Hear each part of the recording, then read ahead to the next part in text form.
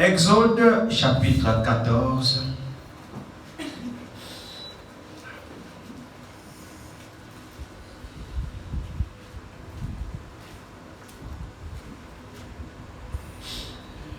Nous lisons à partir du verset 10. Exode 14, à partir du verset 10. Pharaon approchait, c'est ça?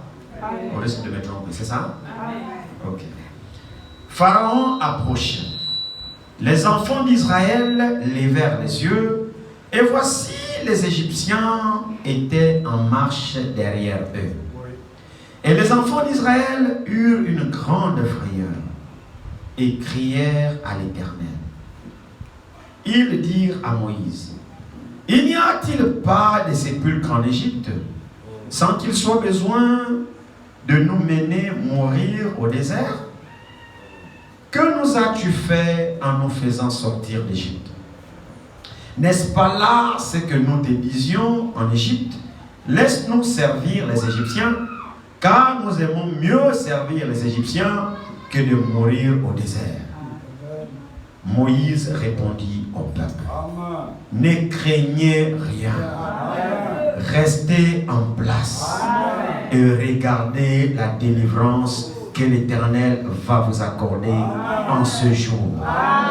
Car les Égyptiens que vous voyez aujourd'hui, vous ne les verrez plus jamais. L'Éternel combattra pour vous et vous gardez le silence. » Amen. Amen. Glorieux Sauveur, voici ta parole qui vient d'être lue. Nous te confessons notre incapacité. Nous réaffirmons notre incompétence. Et nous recommandons, Seigneur, ô Dieu bien-aimé, tout notre être entier, notre corps, notre âme, notre esprit entre tes mains. Afin, Seigneur, que tu prennes toi-même tes propres paroles. Que tu les places, ô Dieu bien-aimé, dans la bouche et sur les lèvres mensongères d'un pécheur sauvé par grâce, afin que lorsque cette bouche s'ouvrira, que ce soit simplement pour ta parole. Nous savons que tu es plus que capable. C'est toi qui as fermé la gueule des lions, Seigneur. Tu es encore le même aujourd'hui. Ferme ma bouche pour ce qui n'est pas de toi et ouvre-la rien que pour proclamer ta parole. Bénis les oreilles qui vont entendre, les cœurs qui vont recevoir. Que personne n'en soit privé ce soir. Seigneur, nous nous abandonnons entre tes mains. Et la prééminence et le plein contrôle, Seigneur. Au nom de Jésus que nous t'avons prié, Père. Amen. Amen. Amen. Vous pouvez vous asseoir. Que le Seigneur vous bénisse. Amen. Et qu'il soit avec chacun de vous. Amen. Nous sommes encore reconnaissants. Nous savons que le vouloir de le faire vient de lui. C'est lui qui met dans nos cœurs le désir d'avoir un programme comme celui-ci. S'il fallait demander simplement la volonté de la chair, ce n'est pas évidemment que la chair devait l'accepter. Mais notre Dieu, c'est lui qui met le vouloir de le faire. Amen. Et je crois que c'est lui qui a mis de telles dispositions dans nos cœurs pour que nous soyons rassemblés. Nous sommes pratiquement à la fin de notre programme. Amen.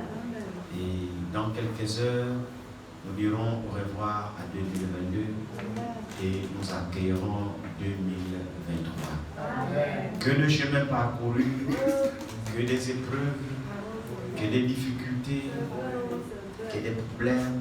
Mais notre Dieu, nous pouvons le dire aussi que par-dessus toutes ces choses aussi, nous sommes plus que vainqueurs par celui qui nous a aimés. Nous avons vraiment été attaqués de toutes parts.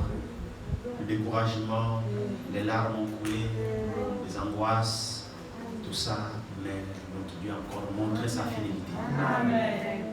Et c'est vraiment le privilège et la grâce d'être compté encore parmi les vivants. Amen. Qui l'eût cru que nous serions encore vivants aujourd'hui? Quelques heures 2022 s'en va et quelques heures 2023 arrivent. Amen. Qui l'eût cru? Et nous sommes là, comptés encore parmi les vivants sur la terre. Je ne sais pas comment nous pouvons faire pour remercier ce Dieu qui nous aime tant et qui accomplit vraiment les grandes choses parmi nous. Je crois que nous devons vraiment vivre pour lui le reste des jours encore qui nous reste sur la terre. L'homme a tout fait pour acheter le temps et lui accorder tout notre être entier. En réalité, nous devons comprendre, frère, que le Seigneur nous a aussi choisis. Il nous a aussi appelés. Que ceci, je ne voudrais pas que ceci soit simplement un slogan, parce que nous avons l'habitude de lire, mais je souhaite vraiment que chacun puisse avoir cette pleine conviction dans son cœur que le Seigneur nous a aussi également choisis. Et la raison pour laquelle le Seigneur nous a choisis, c'est simplement pour manifester sa gloire dans notre vie. Le Seigneur nous a choisis pour que nous puissions témoigner de lui dans ce monde. Parce que le monde pense peut-être que Dieu n'existe pas, ou alors que c'est le système qu'ils ont choisi, qu'ils ont établi, qui est réellement le seul monde de vie qui puisse exister. Mais si Dieu t'a appelé, Dieu m'a appelé, c'est pour montrer à ce monde qu'il y a un autre mode de vie qui existe. Amen. Le mode de vie de Dieu, le mode de vie du ciel, amen, que les enfants de Dieu vivent sur la terre. Amen. Donc en réalité, nous devons glorifier Dieu dans nos membres, glorifier Dieu par le souffle de vie qu'il nous accorde. Amen. Nous devons servir à la gloire de notre Dieu. Amen.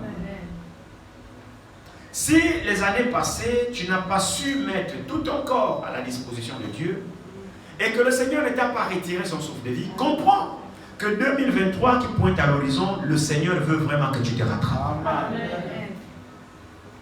Et que tu puisses vraiment le servir. Amen. Comme nous avions vu dans les jours passés, que Dieu nous a choisis pour un but. Dieu nous a choisis pour que nous puissions le servir. Et nous avions aussi vu que ce que Dieu choisit, c'est exactement là où le diable aussi s'intéresse. C'est ça. Amen. Lorsque Dieu ne choisit pas quelque chose, le diable ne te dérange pas. Parce que de toutes les façons, tu es dans son camp. Donc il ne voit pas la nécessité de te persécuter parce que tu lui appartiens, tu es dans son camp. Mais à partir du moment où Dieu t'appelle et que tu sortes de son camp, comme nous avions écouté hier, que mes brebis à moi écoutent ma voix, la reconnaissent et la suivent. Alors c'est à partir du moment où nous écoutons la voix de Dieu et que nous quittons le diable, que le diable s'intéresse réellement à nous pour dire, mais finalement, alors je crois qu'il est important parce que Dieu l'a choisi. Et c'est là où il va se déchaîner sur nous. Mais ce que nous devons comprendre, c'est que à partir du moment où Dieu nous a choisis et que chacun a écouté la voix de Dieu dans son cœur, et que chacun a reconnu la voix de Dieu dans son cœur, tu as su l'identifier, tu as su reconnaître que ça c'est la voix de Dieu qui m'appelle, et qu'à partir de ce moment tu as pris la décision effectivement d'obéir à cette voix et de quitter le monde, tu dois à cet instant précis également comprendre que le Dieu qui t'a appelé et le Dieu qui t'a choisi a pris la résolution de ne pas te perdre. Amen. Amen. Amen. Amen. Amen. Oui. Parce que lorsqu'il t'a appelé, c'est parce qu'il te connaissait. Amen. Et comme il te connaissait dans son plan pour faire partie de ses desseins. Amen. Donc à partir du moment où il t'appelle, mon frère, ma soeur, c'est pourquoi chacun doit être certain de l'appel de Dieu. Amen. Et ne pas faire le suivisme d'une manière ou d'une autre. Parce que si tu te contentes à faire le suivisme, sois-en sûr que tu abandonneras un jour parce que tu ne comprendras pas pourquoi tu as été appelé. Tu ne comprendras pas l'importance pour laquelle tu t'es repenti.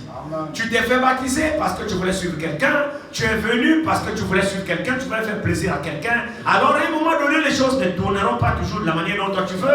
Et tu vas jeter l'éponge. Parce que tu auras fait le suivisme. Comme la Bible parle à la sortie du peuple d'Israël, lors de l'Exode, plus que nous y sommes, lors de l'Exode, lorsque Moïse est arrivé, nous savons en fait que l'Exode, en réalité, ne concernait que la descendance d'Abraham. Amen. Amen. Amen. J'espère que vous me suivez. Amen. L'Exode, c'est-à-dire l'appel à sortir de l'Égypte pour aller à la terre promise, c'était une promesse pas faite à tout le monde. C'était une promesse faite à la postérité d'Abraham. Donc l'exode ne concernait que la postérité d'Abraham. Mais nous savons que l'apôtre Paul dit que tous ceux qui descendent d'Israël ne sont pas tous Israël.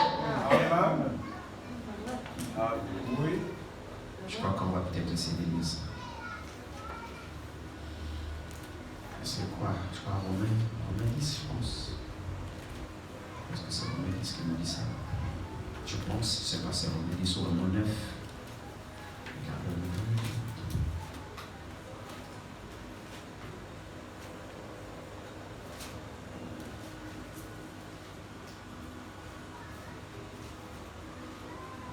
Romains 9. Romains 9 nous dit ici, commençons au premier verset de Romains 9. Je dis la vérité en Christ, je ne mens point. Ma conscience m'en rend témoignage par le Saint-Esprit. J'éprouve une grande tristesse et j'ai dans le cœur un chagrin continuel.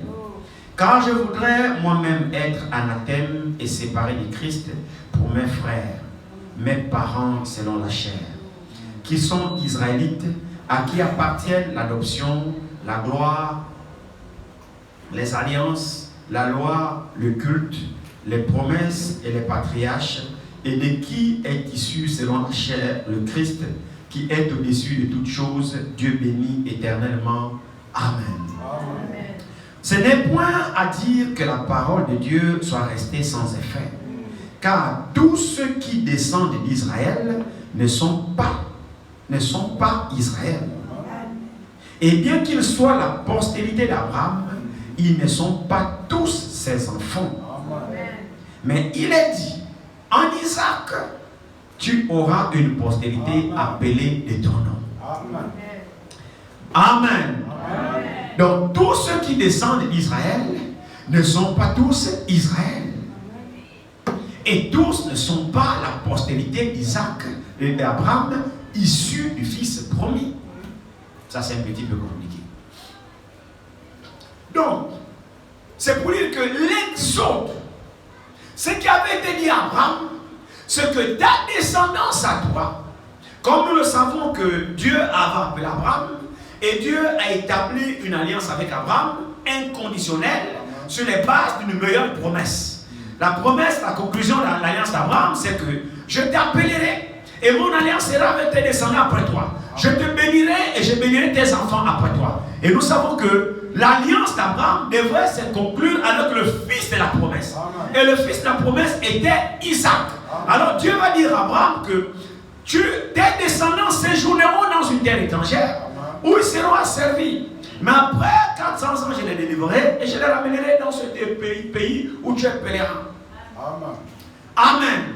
Et Dieu est toujours lié à ses promesses. Amen. Dieu est toujours fidèle à ce qu'il dit. Même si à un moment donné, tout semble traîner et que les choses des promesses de Dieu semblent ne pas s'accomplir, et puis nous nous impatientons, nous perdons patience, on se la marque dans l'impatience, on commence à crier, on commence à raconter n'importe quoi. C'est comme si le Dieu qui a fait la promesse a oublié sa promesse. Non, nous découvrons, frère, que Dieu n'oublie pas ses promesses. Non, Dieu n'oublie pas ses promesses. À partir du moment où Dieu n'est pas comme un homme. Ça, je le répéterai toujours. Et je suis heureux d'adorer ce Dieu qui n'est pas un homme. Je suis content de le connaître. Je glorifie son Saint-Nom de ce qui s'est révélé à moi. Et il m'a révélé qui il est. Quelle est sa véritable identité. Il m'a fait comprendre qu'il est un Dieu qui ne ment pas.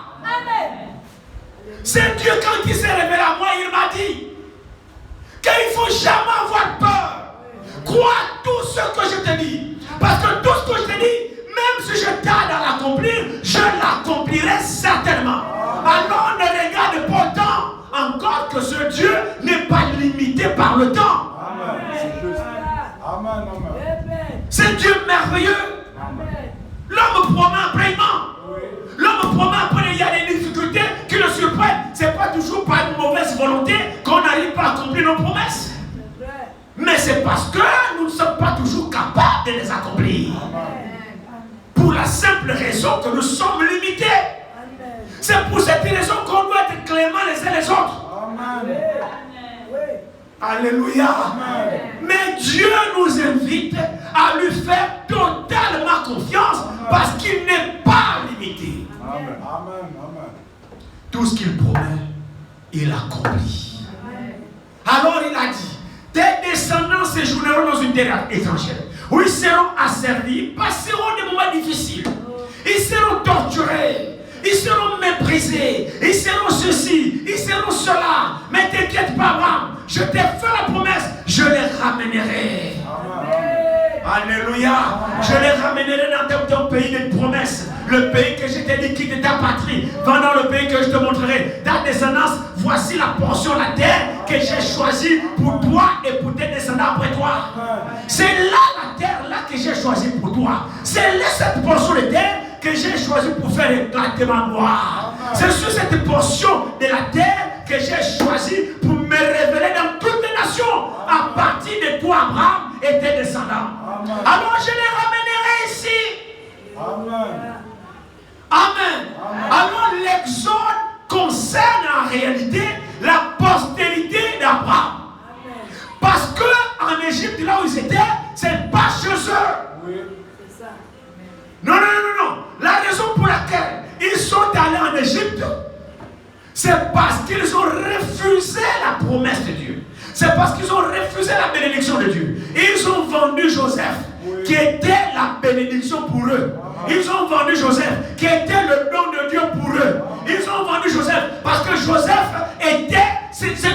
représentait la bénédiction d'Israël. Amen. Oui. Quand vous ne reconnaissez pas votre bénédiction, c'est la colère de Dieu que vous attirez. Mais ils pensaient se débarrasser de Joseph.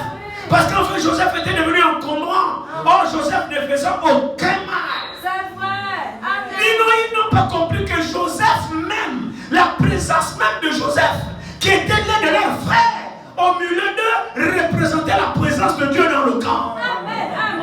Mais ils ont été animés par la jalousie pour vouloir s'en débarrasser de Joseph, qui ne leur faisait aucun mal. Amen. Joseph avait un don, et ce don servait à l'édification des 12 tribus d'Israël.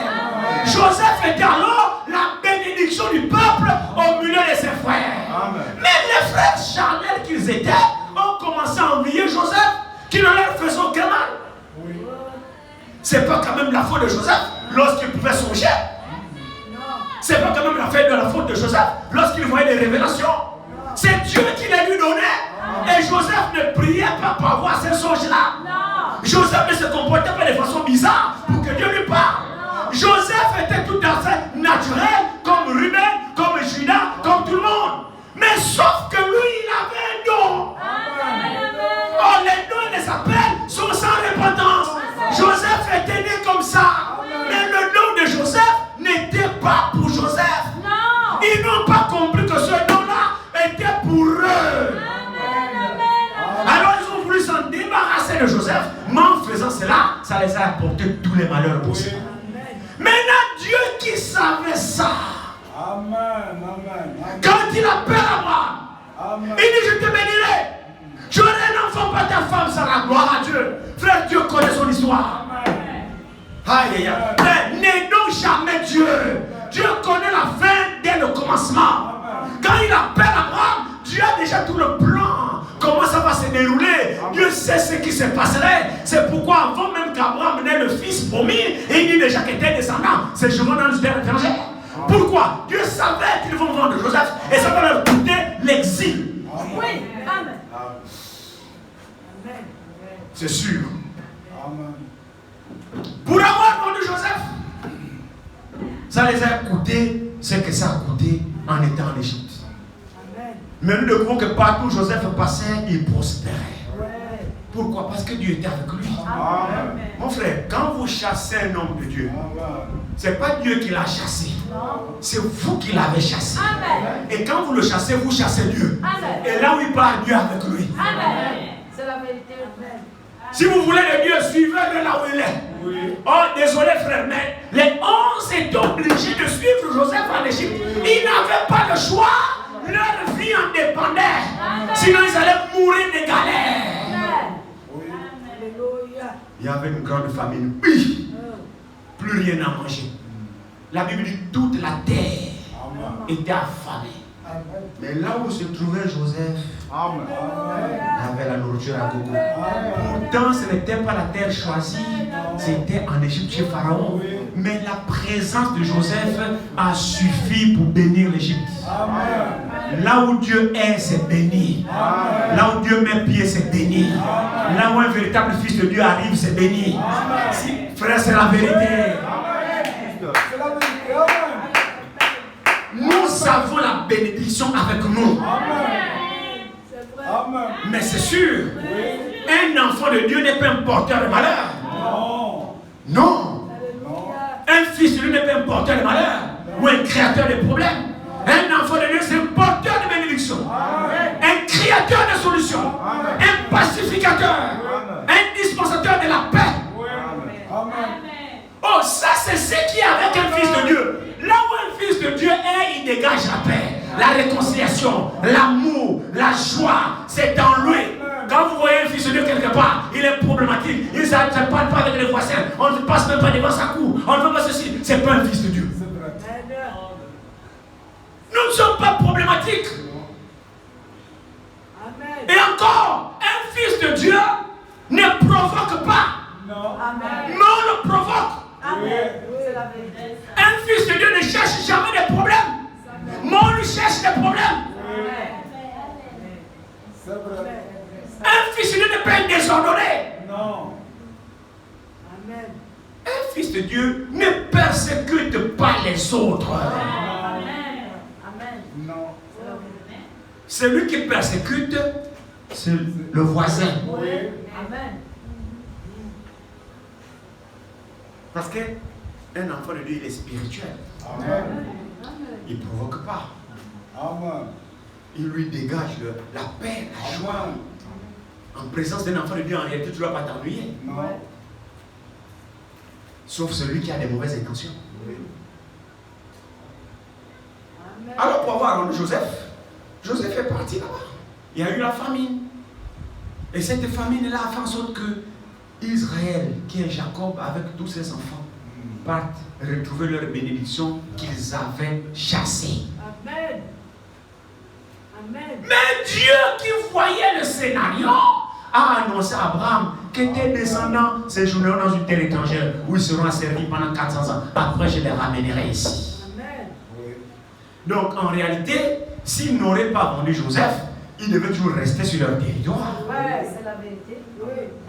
Amen. Oui.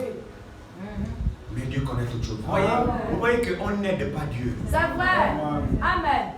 Dieu connaît son histoire. Amen. C'est tracé d'avance. C'est vrai. Vous Amen. savez, nous, ce qu'on doit avoir, c'est seulement l'obéissance. Oui, c'est vrai. Amen. Le chemin est déjà tout tracé. Amen. Il n'y a rien que tu vas ajouter. C'est vrai, la parole de Dieu est parfaite. Amen. N'ajoutez rien. Ne retranchez rien. Gardez-la telle qu'elle est. Elle est toute suffisante. Donc l'exode en réalité ne concernait que la descendance d'Abraham et non pas tout le monde. Mais nous découvrons que lorsque le libérateur est descendu pour aller délivrer Israël, la Bible nous fait savoir qu'il y a eu des ramassis Oui. Amen. C'est ça. qui se sont mélangés à la postérité d'Abraham qui est concernée en réalité par l'exode. Oui. Amen. Parce que c'est le retour chez eux. Oui. Mais nous découvrons que plus que ce retour-là était fait dans la puissance de Dieu, frère, Dieu est descendu en Égypte et il a bousculé les puissances d'Égypte. Amen. Pour tout le monde voyait que ce peuple qui était esclave de Pharaon avait un Dieu tout puissant. Toute l'Égypte a tremblé devant Israël qui fut esclave. Amen. Amen. Ils ont pris conscience que, donc le peuple qu'on m'a traité là a un grand Dieu comme ça. Oui. Amen. Israël a un grand Dieu. Alléluia. Le Dieu d'Israël, c'est pas un petit Dieu, frère. C'est un grand Dieu. Amen. Amen. Alors devant ce mouvement, les ramassis, donc le mélange du peuple, a fondu dans la foule. On dit, oh non, le Dieu d'Israël est le vrai Dieu. Nous aussi, nous suivons Israël. Nous suivons Israël. Non, monsieur. L'exode, c'est pour la postérité d'Abraham. Amen. Tu suis le mouvement, tu vas où? Et il retourne chez eux. Amen. Est-ce que là où tu vas là-bas, c'est chez toi? Amen. Amen. Vous vous souvenez ce que Jésus a dit à ce type-là, non? Seigneur, où demeures-tu? Permets-moi de te suivre. Hein? Oui. Seigneur, permets-moi de te suivre. Jésus a dit, ah, mon ami, tu vas me suivre, je vais t'amener où? Les renards ont des tanières. Ouais. Les oiseaux ont des nids.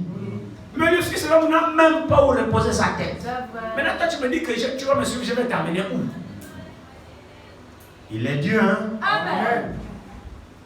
Juste après avoir refusé lui là de le suivre, il fait quelque part, il trouve l'autre, il dit, toi, suis-moi. Amen. Amen. Maintenant, lui là, tu l'amènes où? Amen. C'est ça. Amen. Amen. L'exode ne concerne que la descendance d'Abraham. Amen. L'appel à sortir ne concerne que des fils et des filles de Dieu. Amen. Alléluia. C'est sûr. La parole de Dieu ne concerne que des fils et des filles de Dieu. Amen. Et les fils et les filles de Dieu ne feront jamais semblant de croire à la parole de Dieu. Oh, amen. Oui. Amen.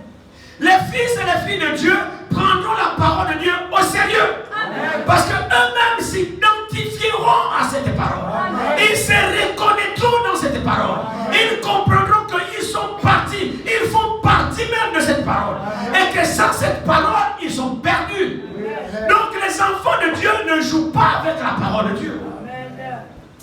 Donc les promesses de Dieu concernent les enfants de Dieu. Et les promesses de Dieu ne prennent vie que dans les enfants de Dieu. Amen. Amen. Je ne sais pas si quelqu'un écoute ce soir. Amen. J'ai demandé au Seigneur de m'aider, de ne pas crier aujourd'hui, d'aller doucement pour que les gens comprennent ces choses.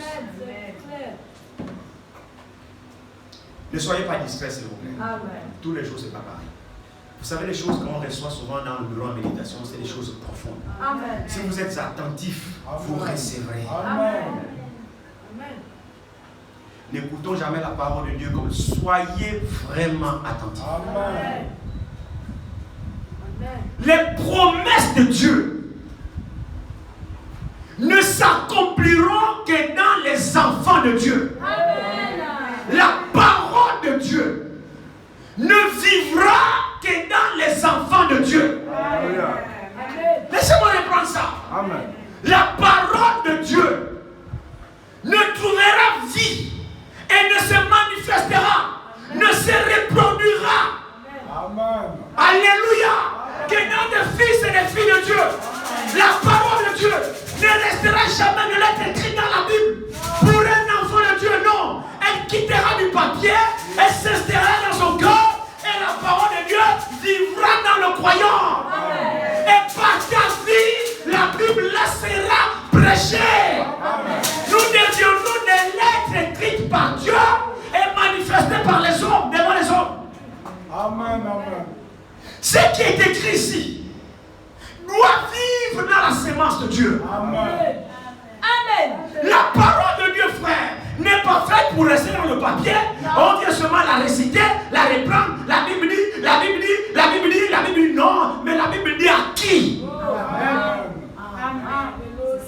Amen. La parole de Dieu s'adresse aux enfants de Dieu. Amen. Quand Dieu a dit, tu séjourneras ta sémence, séjourneras dans une terre étrangère pendant 400 ans. Après, je la délivrerai. Mais il faut que cette sémence vienne à l'existence. Amen. Amen. Amen. Amen. Amen. Quand Dieu dit à Abraham, ta postérité séjournera dans une terre étrangère, où elle sera servie pendant 400 ans. Abraham n'a pas encore de postérité. Non. Alléluia. Amen. Pour montrer que Dieu ne parlait pas ici à l'herbe. Dieu ne parlait pas au vent. Dieu s'adresse bien à des personnes qui doivent exister. Alors il faut que cette postérité la voie le jour et il faut qu'il soit servi quelque part. Amen. Il faut que ce que Dieu a prononcé s'accomplisse. Je ne sais pas comment je dois vous le dire, mais je crois que vous comprenez. Amen.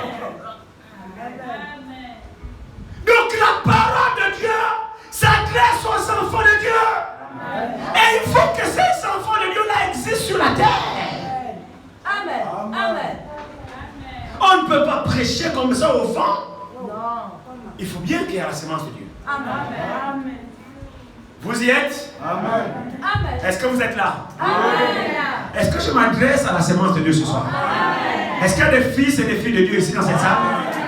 Vous le croyez? Alors la parole de Dieu vous concerne. Les promesses de Dieu vous appartiennent. Mais il faut qu'elles vivent en vous. Alléluia. Sortons-les de la Bible et qu'elles vivent réellement en nous. Nous aussi on a des promesses.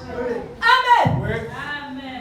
Aussi vrai qu'Israël a eu ses promesses qui ont trouvé leur accomplissement, nous aussi on a nos promesses qui doivent trouver son accomplissement. Amen. Oui. Amen. J'espère que vous êtes avec moi. Amen. Alors, Dieu va accomplir son plan parce que son dessein à lui, quand il a appelé Abraham, c'est pour travailler avec Abraham. Et lorsqu'il appelle Abraham, Dieu avait déjà tout son plan tracé jusqu'à l'arrivée du Messie. Amen. Vous voyez ce qu'on a lu ici? Dans Romains, ici, Christ a une lignée charnelle. Oui. Et cette lignée, c'est à partir d'Abraham. Oui. Je crois.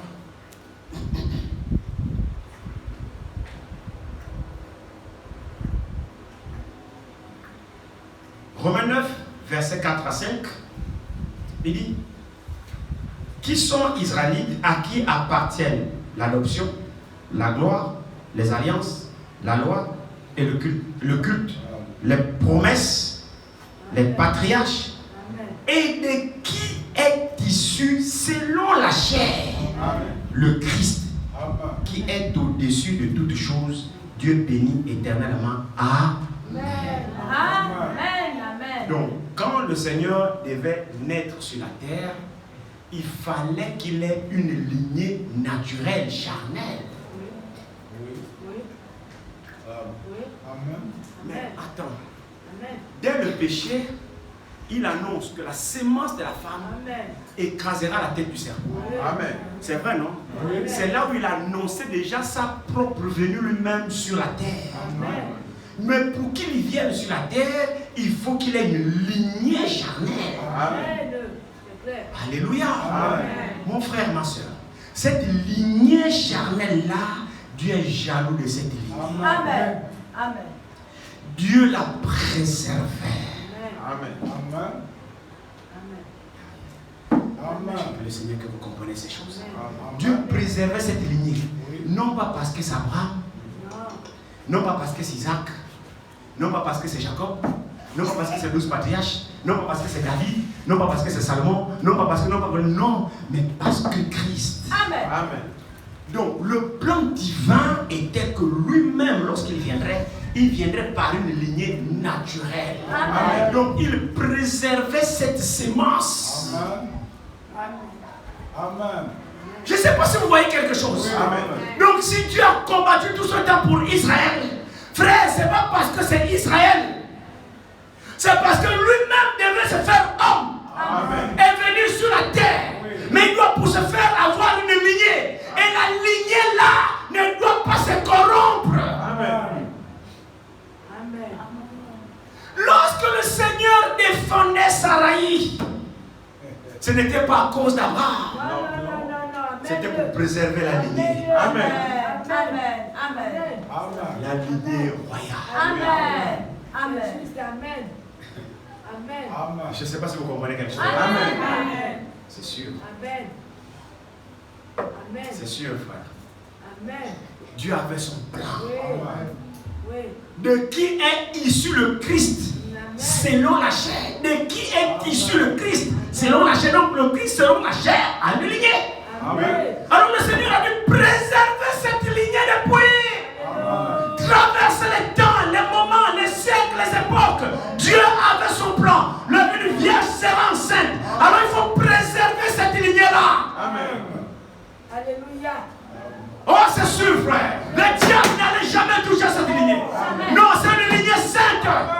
En réalité, même le fils promis, ce n'était pas Isaac. En réalité, c'est Christ.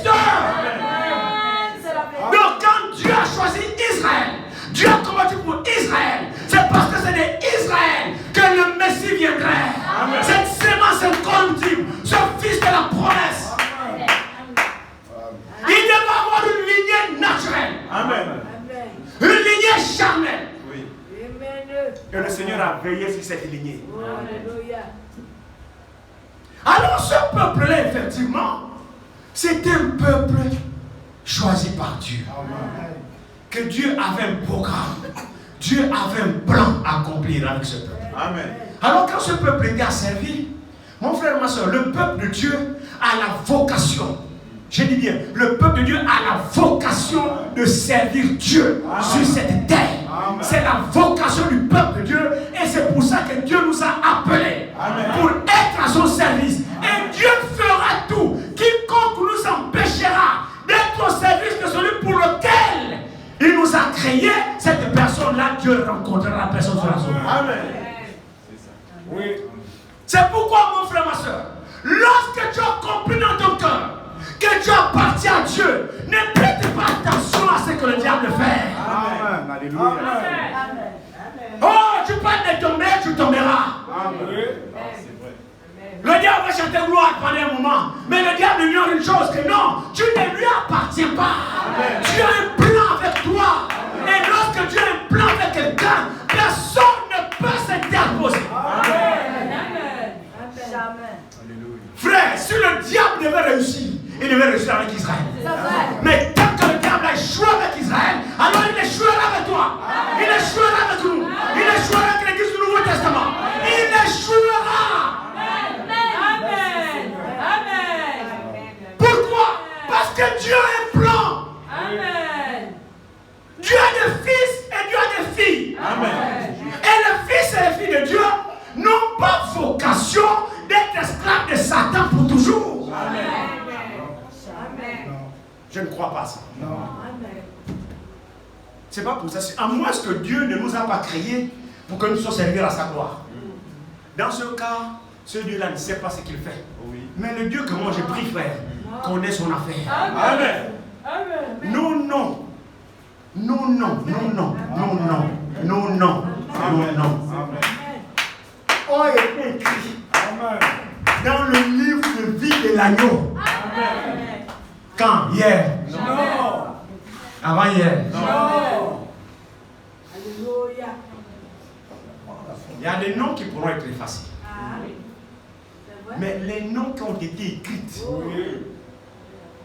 avec le sang de l'agneau, dans le livre de vie de l'agneau, ça ne touche pas. Alléluia.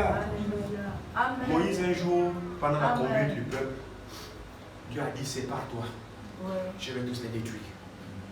Ce peuple n'est pas dit: je vais les séparer. Je vais les détruire. Allez, Moïse, mets-toi à part. Moi, je ferai de toi un grand peuple, je ferai de toi une grande personne. Tu es mon serviteur. Jusqu'à là, tu es droit avec mes préceptes. Mais le peuple que tu conduis est rebelle. Je me répands, je vais les exterminer tous. Mais toi, mets-toi pas. Je ferai de toi un grand personnage. C'est Dieu qui dit ça à Moïse. Oui.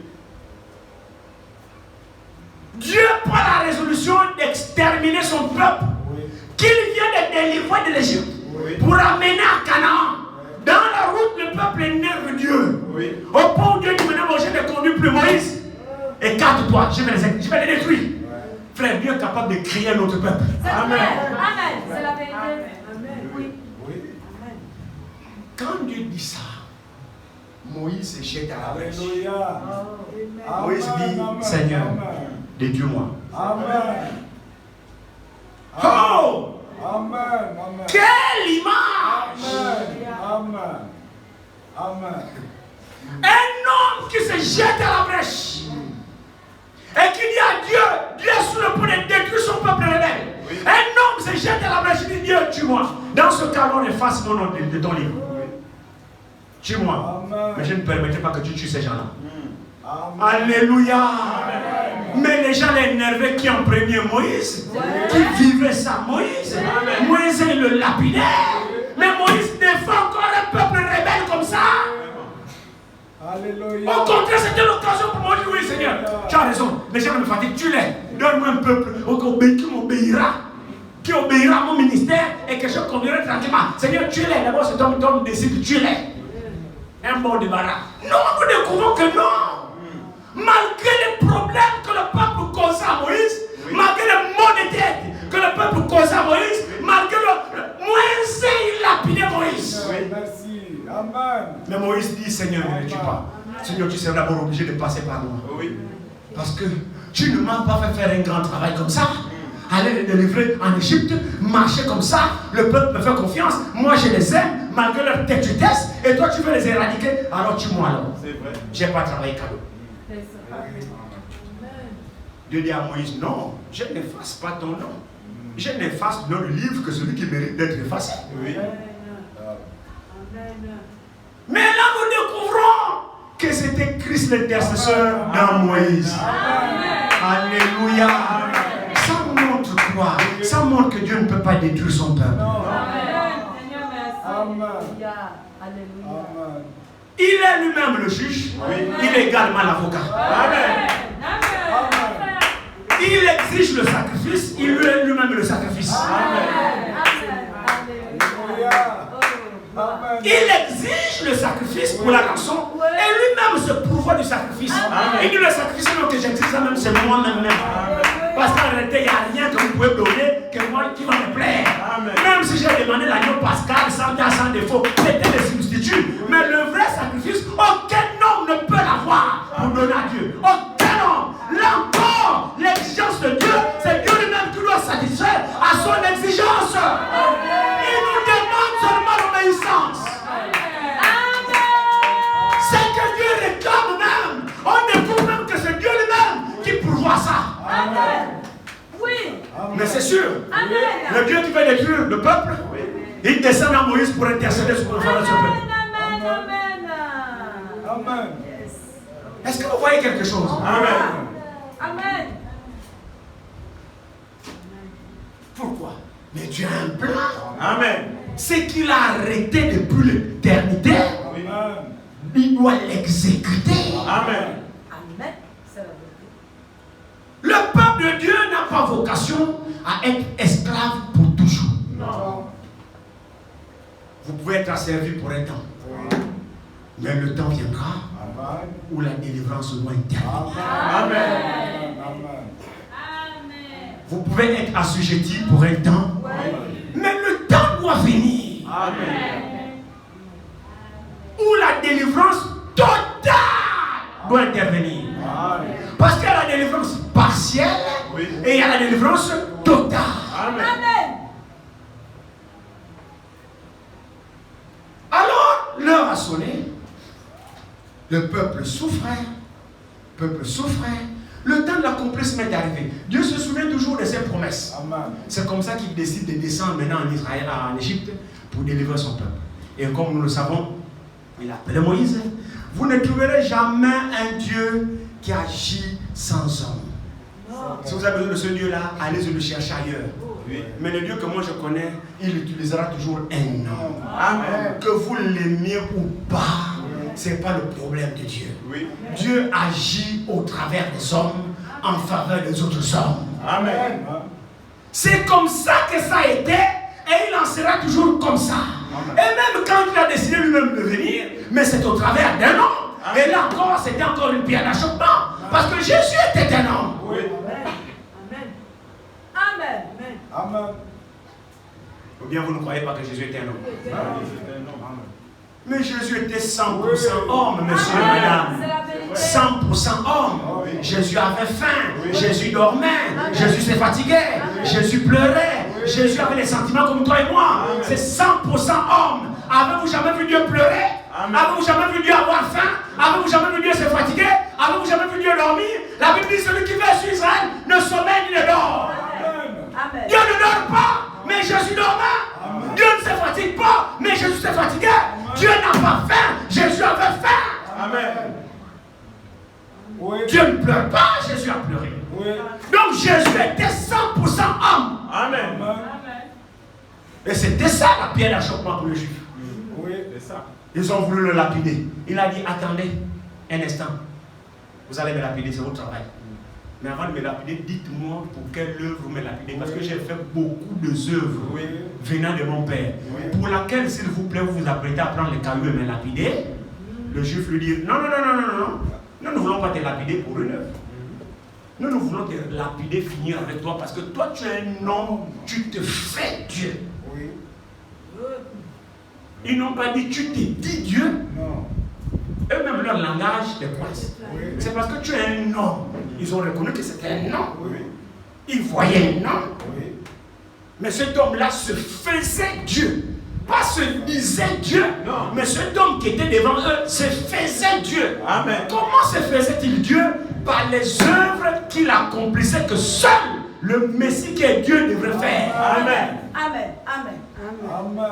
Eux-mêmes disent, on ne te lapide pas pour les œuvres. En d'autres termes, les œuvres sont parfaites. Les œuvres sont justes. Parce qu'on sait que le Messie viendra, il fera ça. Et nous savons que le Messie qui viendra là serait Dieu. Nous on sait ça, on est étudié dans la loi, on sait ça. Mais toi tu es un homme, donc comme on te voit là, tu ne peux pas être l'homme là. Tu ne peux pas être le Messie. Qu'est-ce que c'est? Ils avaient eux-mêmes une représentation intellectuelle de comment devait être le Messie selon eux. Amen. Amen. Amen. Dans leur esprit, ils avaient une représentation selon leur conception de comment est censé être le Messie d'après les Écritures selon eux. Mais le Messie est venu de la manière dont Dieu voulait qu'il vienne. Et ça a choqué leur entendement. Ils ont dit non, tu ne peux pas être le Messie. C'est vrai que tu fais les œuvres que le Messie doit faire. Pour les œuvres, il n'y a pas de problème. Mais les œuvres là, tu n'as pas le droit toi de les faire. Parce que c'est les œuvres réservées au Messie qui est Dieu. Alors toi tu es un homme et tu te fais Dieu par ses œuvres.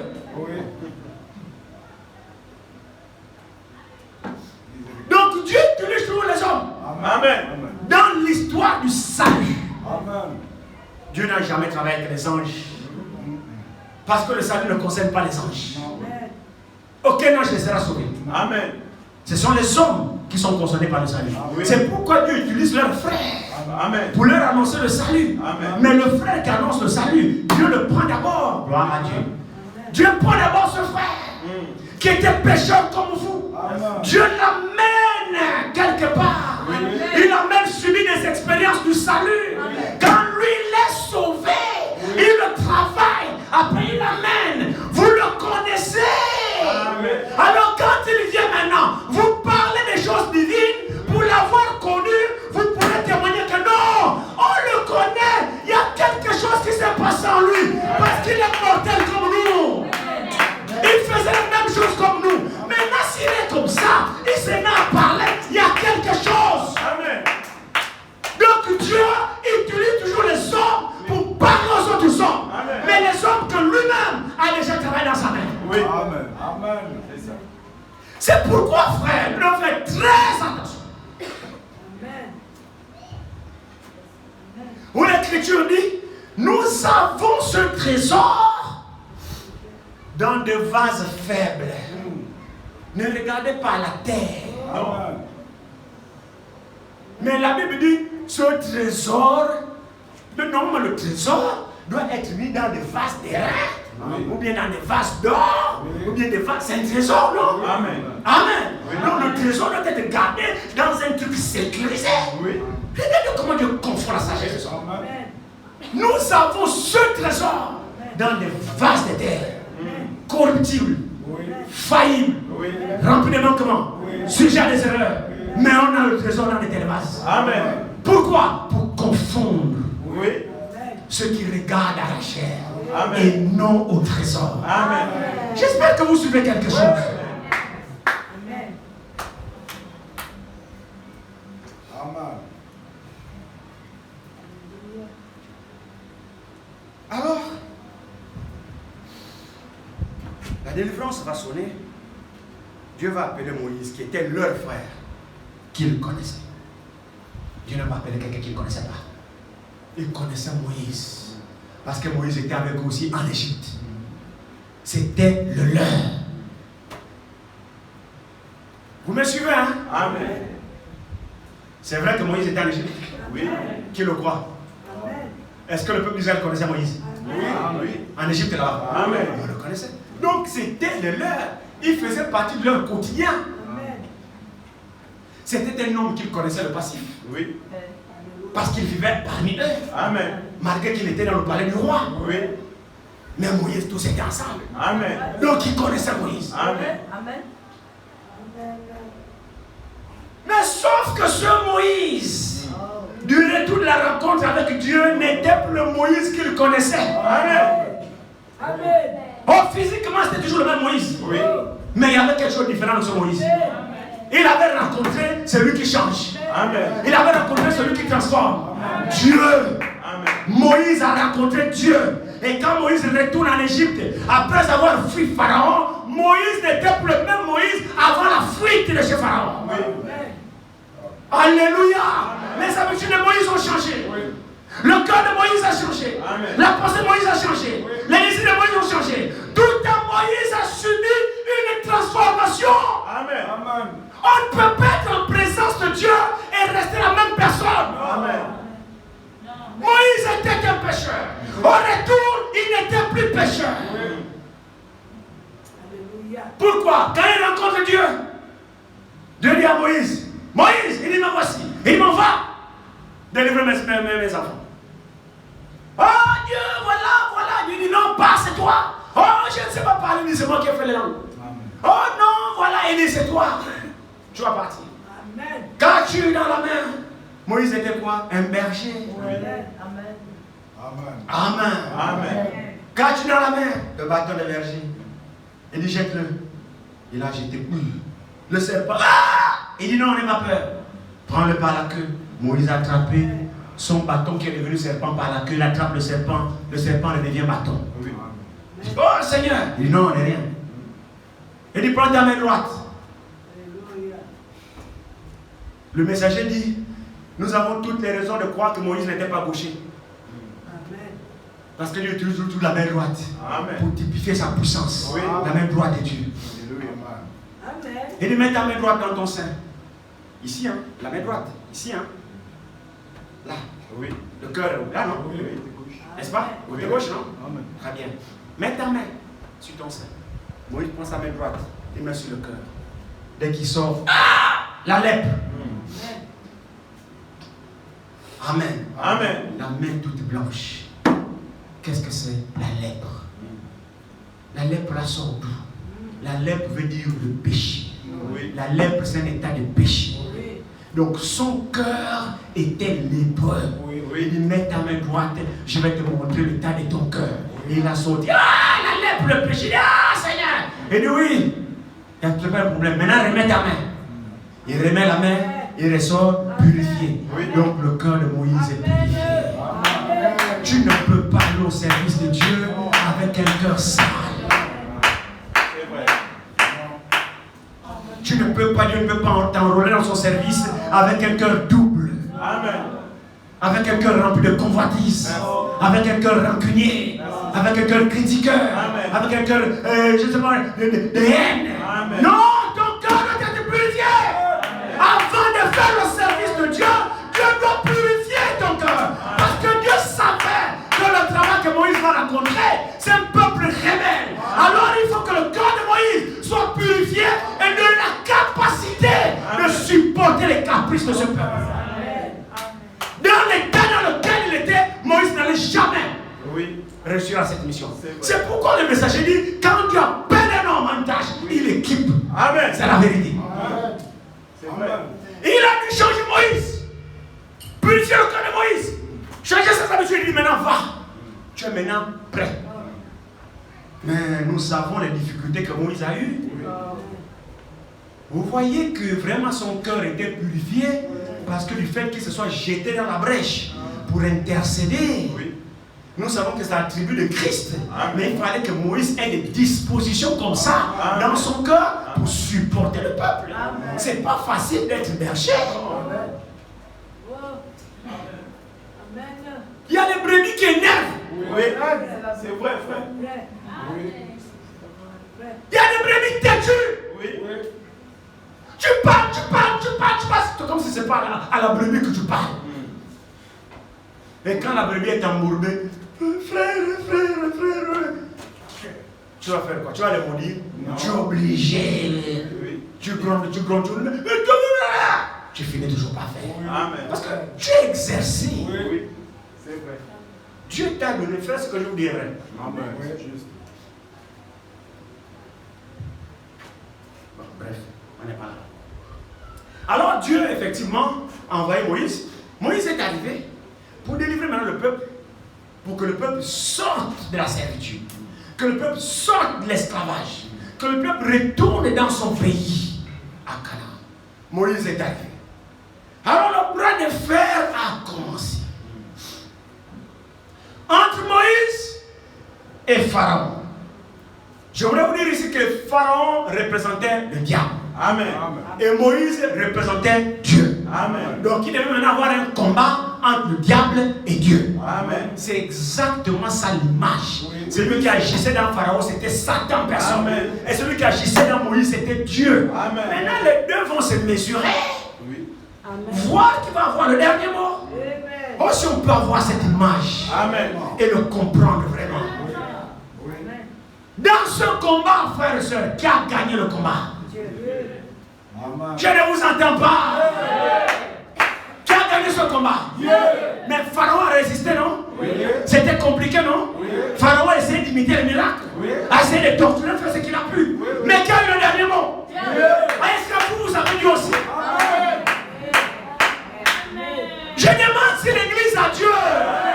Mais si vous avez Dieu, le même que Moïse a vaincu Pharaon, le même le Dieu qui est en vous vaincra le diable qui vous dérange.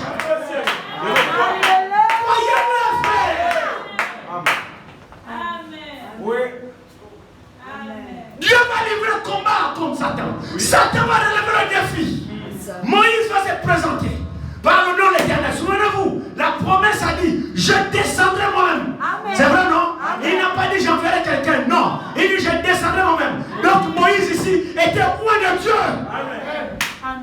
Moïse ici était le voile qui cachait Dieu. Parce que le combat n'était pas le combat de Moïse. Amen. Non.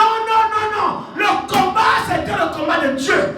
Parce que le diable a voulu s'accaparer des choses que Dieu a choisies. Le diable a voulu emprisonner le peuple que Dieu a choisi. Il se trouve que ce peuple-là, le plan de Dieu était sur ce peuple-là. Alors le diable a dit, il n'y aura pas de plan de Dieu sur ce peuple. Ce peuple est mes services sont mes services, ce sont mes esclaves. Jamais.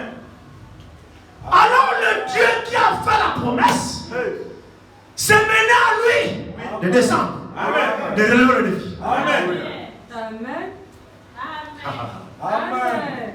Gloire à Dieu. Amen. Dieu vous a choisi. Amen. Satan joue avec vous. Oui. Satan joue avec vous, non? Oui. Oh, sorcière! Ceci! La question est celle-ci. Est-ce que Dieu vous a choisi? Le combat n'est pas votre combat. Amen. Sachons restituer les choses. Oui. À César ce qui est à César. À Dieu ce qui est à Dieu. Le combat là n'est pas pour vous. Aucun de vous ne peut combattre contre l'ennemi. Le combat là c'est le combat de Dieu qui vous a choisi. Et le diable vous empêche de servir ce Dieu qui vous a appelé. Amen. Alors tenez-vous tranquille et voyez la délivrance de Dieu. Alléluia. Dieu a dit à Moïse, toi ce que tu as à faire, présente-toi seulement devant Pharaon. Ce que tu diras viendra de moi. Amen. Tu n'auras même pas à réfléchir, commencer à penser, je vais dire quoi? Non. Lorsque vous serez devant les tribunaux, ne préméditez pas sur votre défense. Tenez-vous simplement là. Car à l'instant même, votre Père vous donnera quoi dire. Amen. C'est ce que nous faisons nous autres quand nous sommes derrière la chaise. Amen. C'est la vérité. Nous, on a une chose à faire, c'est de nous consacrer. Amen. Et quand on arrive là, lui qui est toujours fidèle, Amen. il donne toujours quelque chose. Amen. C'est la vérité. C'est vrai. Je peux le témoigner, frère. À plusieurs fois, j'ai fait cette expérience. Dieu est fidèle. Amen. Il est vraiment l'auteur de sa parole. Amen. Je vous assure. Dieu est vraiment l'auteur. La Bible, là, c'est Dieu qui est l'auteur. Amen. Il n'y a aucune pensée d'un homme là-dedans. Non. Il y en a pas. Si vous n'avez pas encore fait ces expériences, je vous exhorte de croire chaque mot de la Bible. Amen. Appliquez chaque mot de la Bible dans votre vie. Vous allez voir. Amen. Vous-même, vous allez voir. Amen. Ne faisons pas semblant de croire. Oui. C'est là où nous faisons tout. Mais croyons vraiment. Amen. Et vous confirmerez que chaque iota ici est vrai. Amen. Moïse s'est tenu là. Pharaon, je viens de la part de l'Éternel. L'Éternel m'a dit de te dire, laisse aller son peuple pour qu'il le serve. Pharaon demande, l'Éternel, je ne le connais pas. Mais Pharaon a raison. Oui, c'est vrai. Pharaon a raison. Quand Pharaon dit l'Éternel, c'est qui je ne le connais pas, Pharaon a raison. Oui. Il n'a pas eu l'occasion de connaître qui est l'Éternel. Amen. Maintenant, il faut que Moïse démontre qui est l'Éternel à Pharaon. Amen. Amen. Vous voyez l'importance que nous avons de croire. Amen. Amen. Quand vous faites semblant de croire, vous n'allez jamais impressionner Satan. Oui, c'est vrai. Jamais. Mais quand vous croyez vraiment, Dieu confirmera sa parole au travers de vous. Amen. Et Satan verra. Amen.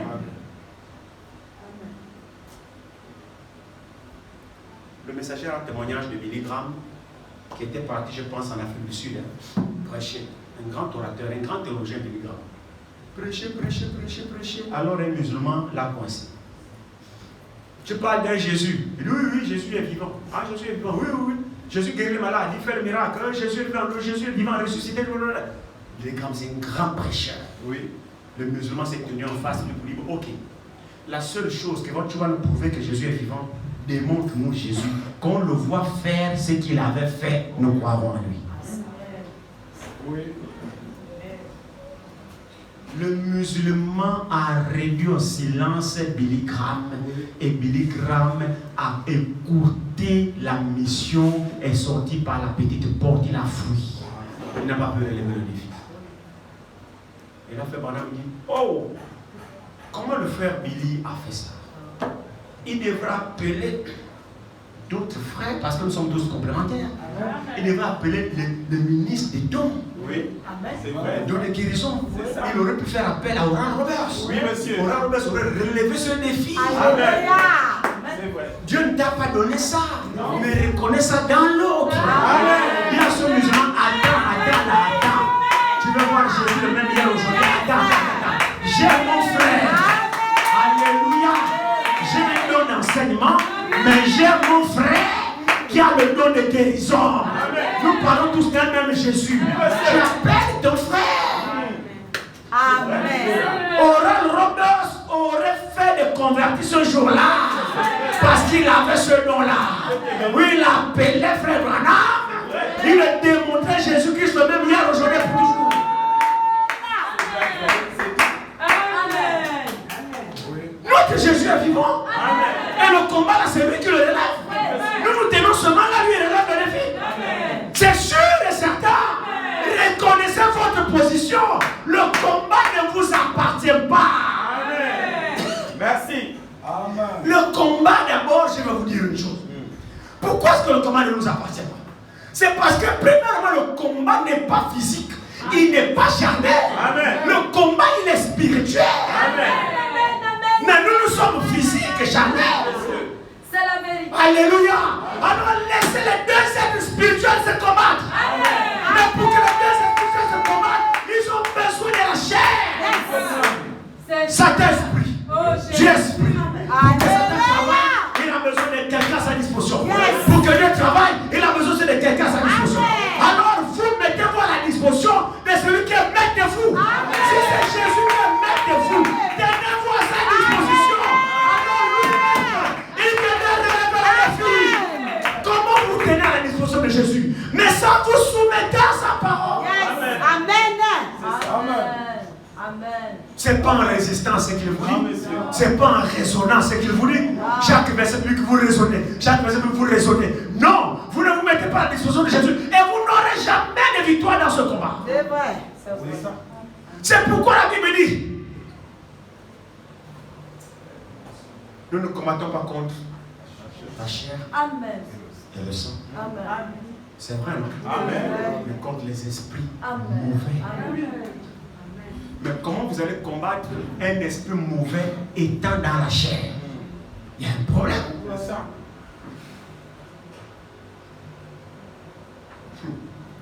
C'est pourquoi l'apôtre Paul dit je combats, non pas combattant l'air.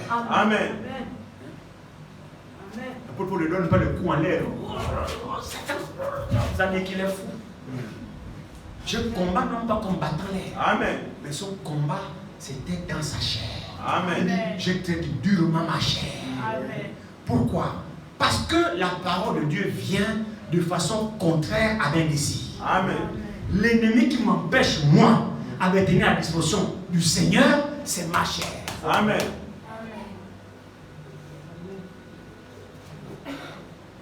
On a pris 3 jours de jeûne. Hein? Regardez comment votre chair se sentait. Oui, c'est vrai. Je voyais mes enfants la journée. Oh papa. La chair. Hein? Bon, maintenant, aujourd'hui, vous avez mangé, non? La chair est contente. Oui. Bon, vous avez gagné quoi de plus à manger aujourd'hui? On mange des prix, on fait que manger. Quand on dit seulement, prévois un peu la chair là, rien ne va plus. C'est la vérité, frère. Mais si vous savez le bien que cela fait dans votre chair, Amen. vous soumettez votre chair. C'est une façon d'imposer la chair. La chair veut manger, tu dis reste là. Je ne te donne pas à manger. Vous voyez que c'est possible. Amen. N'est-ce pas, la chair avait demandé à manger pendant les 3 jours là? Oui. Vous avez dit à la chair, je ne te donne pas, non? Amen. Et la chair vous a avalé. Non. N'est-ce pas vous qui êtes là? Amen. Donc c'est possible de résister à le désir de la chair. Ou bien? Amen. Je ne vous suis pas. Amen. Vous voyez que c'est possible alors de résister au désir de la chair? Amen. Alors pourquoi alors nous sommes obligés de nous soumettre quand la chair nous dit que non?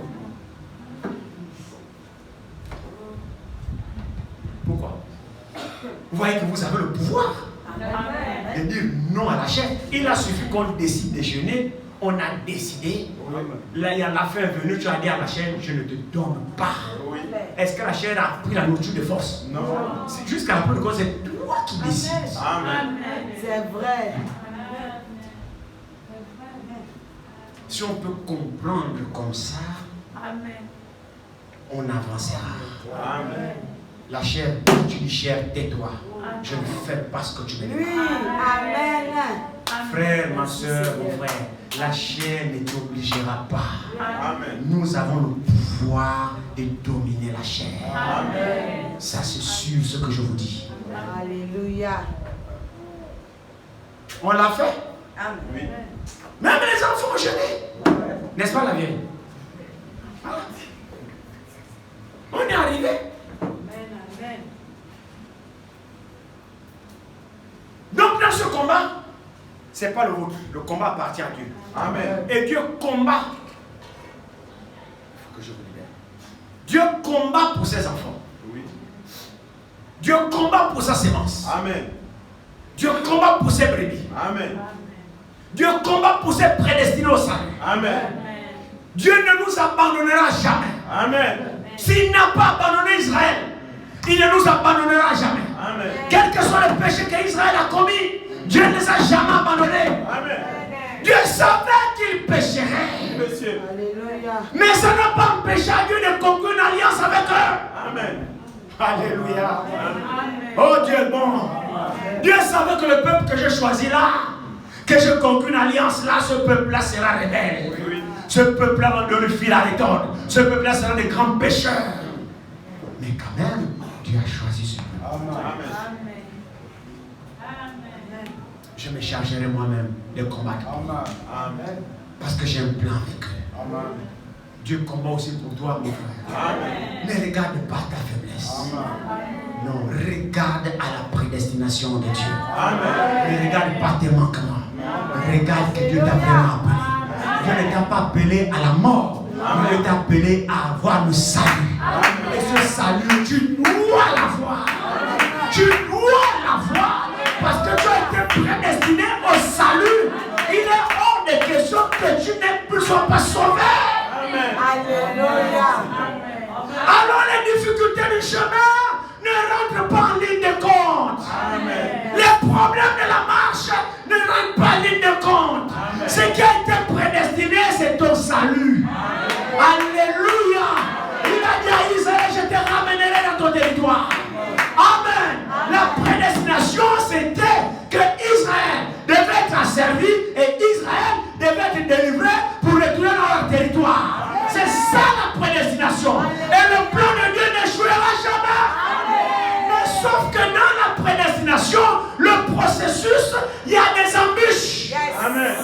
la vérité. Sur le chemin du retour, il devait avoir le désert. Ça, ce n'était pas annoncé. Sur le chemin du retour, il devait avoir les fils des Anak de géants. Ça, ce n'était pas annoncé. Amen. Sur le chemin du retour, il devait avoir la mer rouge. Ça, ce n'était pas annoncé. Ce qui avait été promis, c'est que je vous ramènerai. Alors les difficultés du retour ne rentrent pas en ligne de compte. Ce qui rentre en ligne de compte, c'est la promesse de Dieu. Alors qu'est-ce que tu veux dire, frère? Je vais dire ceci, que les tombés dans la marche ne rentrent pas en ligne de compte. Ce qui rentre en ligne de compte, c'est que Dieu sauve. Il t'a choisi, il t'a prédestiné au salut. Quel que soit ce que le diable va faire, tu auras la victoire. Jésus t'a choisi, il t'a appelé. Il est impossible que tu puisses échouer. Crois ta promesse. Reconnais qui tu es. Et reviens à la portion de la parole. Le combat de Dieu. Tiens-toi devant Dieu ce soir. Seigneur, me voici. C'est toi qui m'as appelé. Pourquoi tel démon ne me lâche pas? Pourquoi depuis que je prie, tel esprit ne me lâche pas? Pourquoi telle maladie ne me lâche pas? Tiens-toi là. C'est Dieu qui t'a appelé. Dieu va relever le combat. C'est sûr et certain. Le peuple d'Israël, à un moment donné, la souffrance était tellement trop. Ils ont oublié que le Seigneur, le libérateur, viendrait. Mais Dieu n'oublie jamais ses promesses. Jusqu'à ce que Moïse soit descendu. Le bras de fer a duré un petit temps. Parce que Satan en réalité ne fait pas le poids. Moïse est sorti. Le peuple est sorti. Ils sont sortis main levée. Triomphalement. Ils ne sont pas sortis en catastrophe. Non. C'est Pharaon même qui a dit partez. Je fais l'assiette. Non, attends, pas si vite. La cuillère là. Tu vas encore quoi? Je veux ça. Oui, prends. Ils ont dépouillé les Égyptiens. Nous aussi, nous devons dépouiller le diable. Amen. Ils sont sortis tranquilles. Pharaon a dit partez. Ils sont partis tranquillement. Mais qu'est-ce que c'est? C'est ce que j'appellerais une délivrance partielle. Elle n'était pas encore totale. C'est ça. Or, quand Dieu délivre, il délivre totalement. La sortie de l'Égypte était une délivrance partielle. Amen.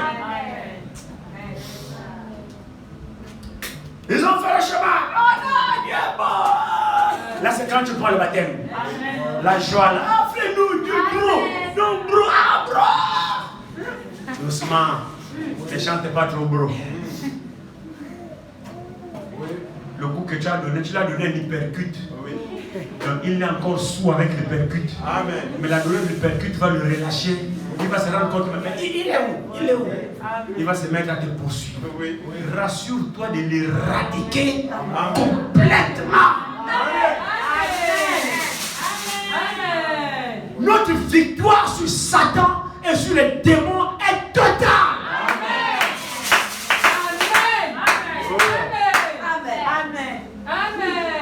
Alors ils se sont mis à marcher. C'est le passage maintenant que nous avons lu. L'introduction.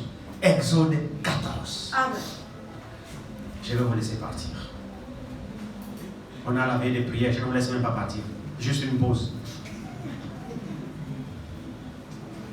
Exode 14. Faisons une longue lecture, après on va terminer. Commençons au premier verset.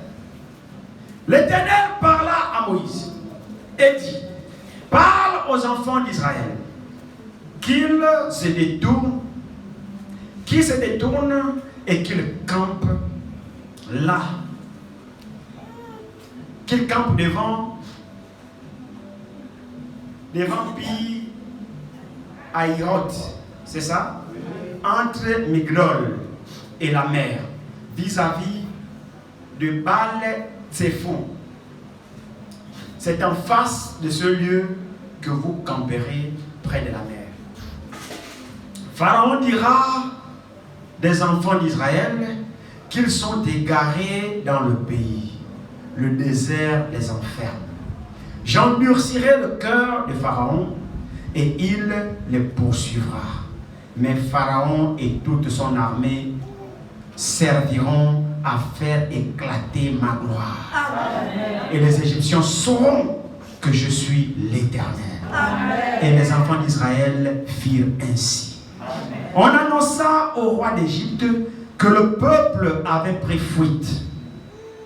Alors le cœur de Pharaon et celui de ses serviteurs furent changés à l'égard du peuple. Ils dirent: qu'avons-nous fait en laissant aller Israël dont nous n'aurons plus les services? Vraiment, c'est comme si Israël a été crié pour te servir, toi Pharaon. Et c'est ça les prétentions du diable. Toi qui es tout le temps dans le péché, mais c'est ce que Satan pense de toi. L'occasion t'est donnée de lui dire que non, je ne suis pas destiné à ton service. Amen. Amen.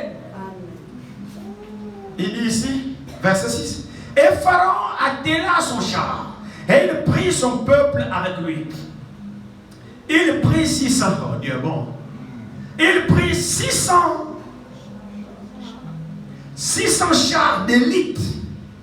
Et tous les chars de l'Égypte, dont il n'y a rien qui est resté, tous les chars de l'Égypte, il y avait sur tous des combattants. L'Éternel endurcit le cœur de Pharaon, roi d'Égypte, et Pharaon poursuivit les enfants d'Israël. Les enfants d'Israël étaient sortis la main levée. Amen. Amen. La main levée. Les Égyptiens les poursuivirent. Et tous les chevaux, les chars de Pharaon, ses cavaliers et son armée les atteignirent campés près de la mer, vers Pi-Hahiroth, vis-à-vis de Baal-Tzephon. Pharaon approchait. Les enfants d'Israël levèrent les yeux et voici les Égyptiens étaient en marche derrière eux. Et les enfants d'Israël eurent une grande frayeur et crièrent à l'Éternel et dirent à Moïse: n'y avait-il pas de sépulcres en Égypte sans qu'il soit besoin de nous mener mourir au désert? Que nous as-tu fait en nous faisant sortir d'Égypte? N'est-ce pas là ce que nous te disions en Égypte? Laisse-nous servir les Égyptiens, car nous aimons mieux servir les Égyptiens que de mourir au désert. C'est comme ça que le peuple est. C'est les mêmes qui ont chanté victoire.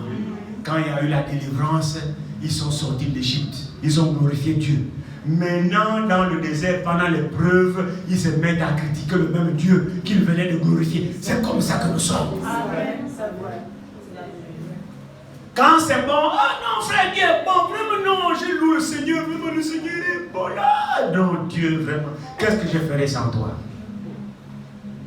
Maintenant, quand rien ne va plus, Dieu ne te répond pas, tout est chui, didi.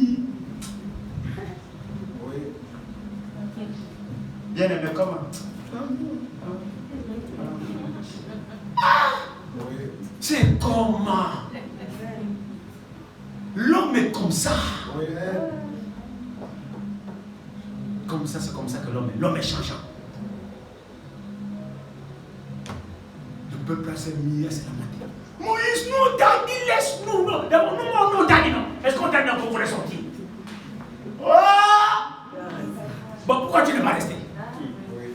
Moïse vous a attrapé. Nous on t'a dit, laisse-nous. D'abord, nous on faisait les briques, il a multiplié les briques. D'abord, c'est quand même tu es arrivé qu'il a doublé la corvée. Il ne fallait même pas venir. Nous, on avait nos tâches bien définies par jour, on faisait nos briques et puis on mange le poulet, on dort. Ils nous réveillent, nous bastonnent, c'est pas grave. D'abord, on était déjà habitués. Tu viens, dès que on a appris que tu es arrivé, il a doublé les briques à cause de toi.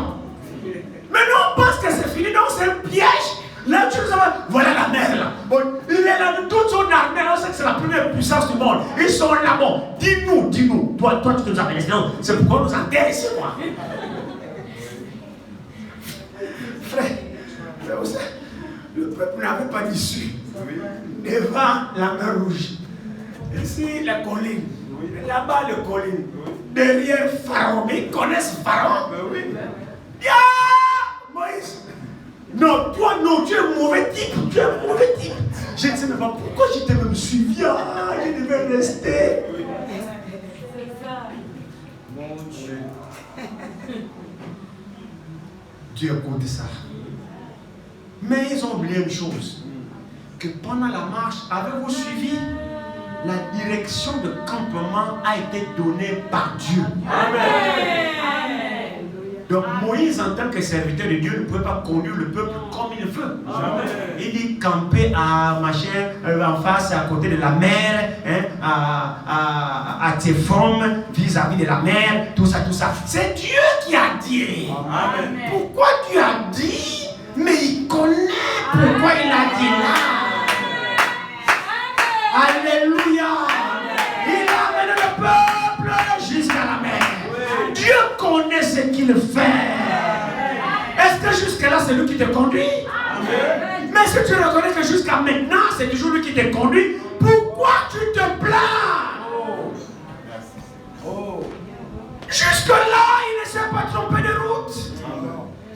C'est lui qui te conduit selon sa parole. Amen. Si tu l'as reconnu, alors ne te plains pas, il connaît. Amen. Pourquoi il t'a amené là, il connaît. Amen. Mais le peuple ne savait pas que leur délivrance se passerait au travers de la mer. Ils ont vu la mer comme un obstacle, alors que la mer était leur délivrance. Oh mon frère, ma soeur, le chemin de Dieu n'est pas ton chemin. Les voies de Dieu ne sont pas nos voies. Arrêtons de discuter avec Dieu. Seigneur, merci. Seigneur, merci. Le peuple a vu la mer comme un obstacle, alors que la mer même était la délivrance. Dieu avait un plan de noyer leur bourreau dans la mer. Alors il fallait qu'il amène son peuple près de la mer. Alors restez tranquille. Attendez la délivrance. Alléluia. Si vous savez que Moïse est un homme de Dieu et que jusque-là, Dieu l'a confirmé, alors arrêtez de vous plaindre. Obéissez.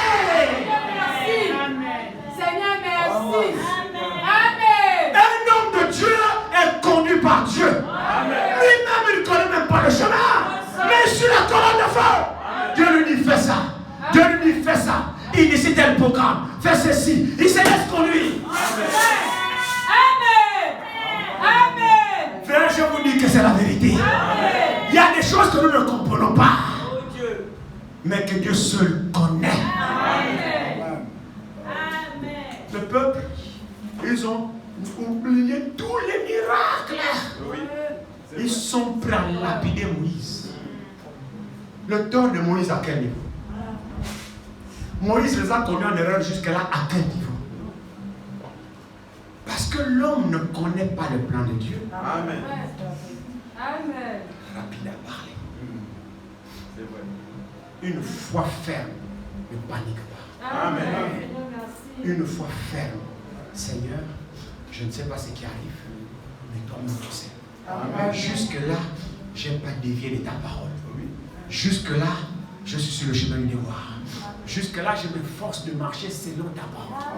Alors, ceci m'arrive, Seigneur, c'est toi qui connais. Tu as permis, tu as aussi la solution. Alléluia. Reste là. Amen. Et attends la délivrance de l'Éternel. Amen. Alors, quand le peuple se lamentait, maintenant écoutez Moïse. Verset 13. Moïse répondit au peuple, ô serviteur de Dieu, certain de son appel En réalité, un homme de Dieu ne panique pas. Amen. Frère, vous voyez pourquoi? Avant d'être au service de Dieu, il est important que le Seigneur nous fasse passer par des expériences. Amen. C'est vrai. Et moi je crois à ce que le prophète a dit. Si c'est réellement un homme appelé de Dieu, mandaté de Dieu, vous ne serez jamais plus spirituel que votre conducteur spirituel. Amen. C'est pas possible. Si c'est un homme appelé de Dieu, Dieu l'amènera à tel niveau spirituel au-dessus de vous tous. Amen. Dieu l'amènera à une certaine expérience au-dessus de vous tous. Parce qu'il faut qu'il connaisse Dieu mieux à ce sujet de Dieu que vous. Pour qu'il sache comment vous conduire. Amen. Parce qu'un homme qui se tient devant le peuple, et lui-même ne connaît pas ce Dieu, mais je ne sais pas comment il conduira le peuple. Face à une telle difficulté, si Moïse était un aventurier, Moïse craquerait là. Oui, c'est vrai. Amen. Mais Moïse était sûr de son appel, il était sûr de sa conduite. Moïse savait, oh que Dieu soit loué, que Dieu nous donne de Moïse aujourd'hui. Pas des gens qui conduisent le peuple selon leur pensée. Amen. Frère, on n'a pas besoin de ça. La pensée de l'homme, c'est la mort. Amen. On a besoin des hommes que Dieu tient dans sa main. Qui ne nous disent que ce que Dieu dit. Quand Dieu dit, il parle. Quand Dieu ne dit rien, il se tait. Amen. Amen. Si Dieu ne l'aurait pas conduit jusque-là, Dieu n'allait jamais intervenir sur un chemin qui n'est pas son chemin. Amen. C'est vrai. C'est pas ce que vous êtes d'accord. Amen. Mais comme c'est Dieu qui a conduit Moïse jusque-là, Oui. Amen. c'est pourquoi Moïse, Dieu dit à Moïse, mais pourquoi tout s'écrit? Amen. En d'autres termes, jusque-là, ils n'ont pas vu que c'est moi qui t'ai conduit. Pourquoi le peuple est en train de se lamenter, crier, en train de regretter la sortie? Et c'est à peu près la qualité de croyants que nous sommes. Oui, c'est vrai. Amen. À un moment donné, le Seigneur nous a délivrés. Oui. On est à un certain niveau de la marche. On regrette encore les choses du passé. C'est vrai. Tu écoutes la musique que tu dansais avant. Oh yo, la musique là. Quand j'étais. C'est vrai. Quand j'ai dansé. Amen. Il y en a certains parmi nous qui avons encore la musique du monde dans nos téléphones. C'est vrai. Tu écoutes ça. C'est vrai. Ça dit quoi? Tu regrettes d'être sorti. Ah, vraiment non. Ah, mon gars là. Ah, non, mon gars là. Ah, non, je dis jamais un gars. Le gars était bien. J'étais bien. Le gars. Ah! Oui. Au niveau où tu es déjà depuis la sortie, tu réfléchis encore au sujet du gars là.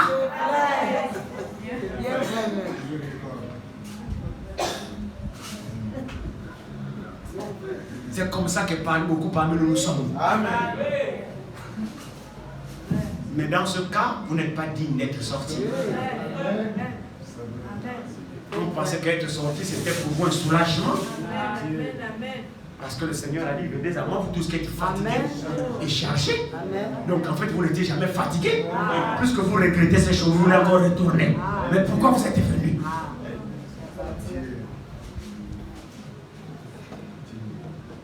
Que Dieu nous aide.